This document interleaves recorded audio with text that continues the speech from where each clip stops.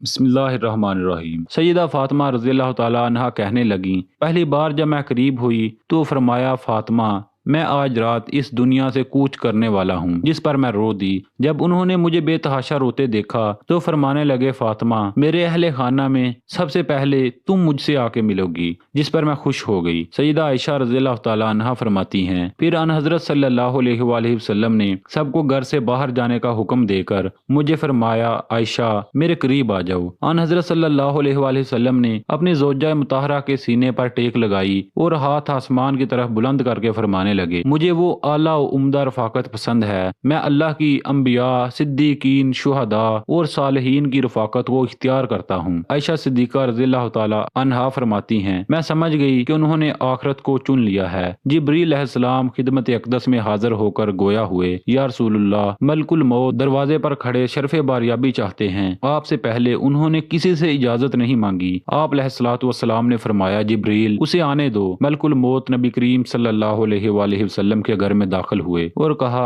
السلام علیکم یا رسول اللہ، مجھے اللہ نے آپ کی چاہت جاننے کے لیے بھیجا ہے کہ آپ دنیا میں ہی رہنا چاہتے ہیں یا اللہ سبحانہ و تعالیٰ کے پاس جانا پسند کرتے ہیں۔ مجھے اعلیٰ و عمدہ رفاقت پسند ہے۔ ملک الموت ان حضرت صلی اللہ علیہ وآلہ وسلم کے سرہانے کھڑے ہوئے اور کہنے لگے، اے پکیزہ روح، اے محمد بن عبداللہ کی روح، اللہ کی رضا و خوشنودی کی طرف روانہ ہو جا، راضی ہو جانے والے پروردگار کی طرف جو غضبناک نہیں۔ سیدہ عائشہ رضی اللہ تعالیٰ عنہا فرماتی ہیں، پھر نبی کریم صلی اللہ علیہ وآلہ وسلم کا ہاتھ نیچے آن رہا اور سر مبارک میرے سینے پر باری ہونے لگا۔ میں سمجھ گئی کہ ان حضرت صلی اللہ علیہ وآلہ وسلم کا وصال ہو گیا۔ مجھے اور تو کچھ سمجھ نہیں آیا، سو میں اپنے حجرے سے نکلی اور مسجد کی طرف کا دروازہ کھول کر کہا، رسول اللہ کا وصال ہو گیا، رسول اللہ کا وصال ہو گیا۔